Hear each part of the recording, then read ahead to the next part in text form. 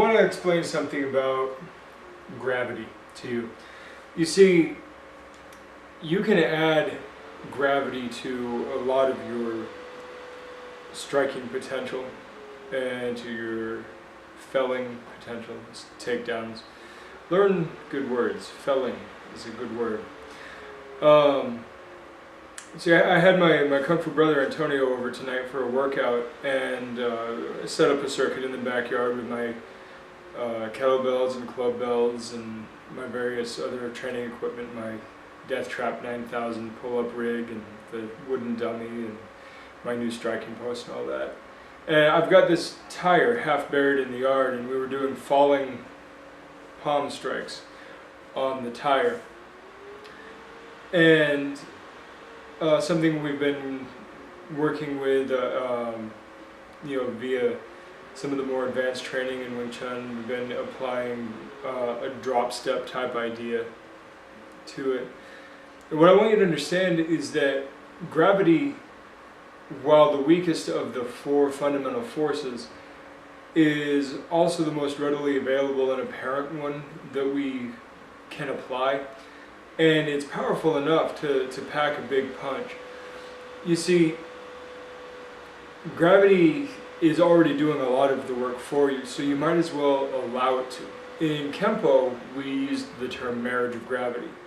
So we would use gravity to our advantage. We would still use our structure and power to drive an opponent down, but we would also take their balance in such a way to allow them to fall as well. And so there are many ideas to gravity, but I'm going to throw three at you. One is sinking when you strike. It's this idea of rooting. Anytime that you root and force your way into the ground and you strike forward or to the side or however, when you sink with it, you're literally, I've spoken about this before, you're literally adding the earth to your strike. And that's because of Newton's third law. I mean, it's just a beautifully simple Newtonian mechanic. For every action, there's an equal and opposite reaction. You push against the earth, it pushes back against you. And when you have good timing and body structure, you are transferring that pushback through your fist or hand or elbow, whatever your striking weapon is, into your opponent. And that is a fantastic way to use gravity. But now there's another way. There is certainly another way. There is using falling as a way. And I don't mean like, pro wrestling, jumping from the top rope and throwing the elbow drop. No. I'm talking about drop step, using a falling palm. Anything where you let your joints relax to the point where gravity takes over. This could mean a proper drop step where you literally take your foot out from underneath you for a second and then re-catch yourself before you actually fall over. This could be allowing yourself to fall, like in the falling palm, with collapsing of the knees into a low horse stance or pole fighting stance. There's a number of ideas there, but it's literally falling into the strike. Now, the drop step generally works for more forward strikes, though I'm certain you could use it for a downward strike. The falling palm type idea, more of a stationary idea, specifically works for dropping type of strikes. Hammer fists and palms and spike elbows and whatnot. Now there's a third idea that I want to throw at you, and that's especially for felling, for taking people down. You are dealing with a duality of forces.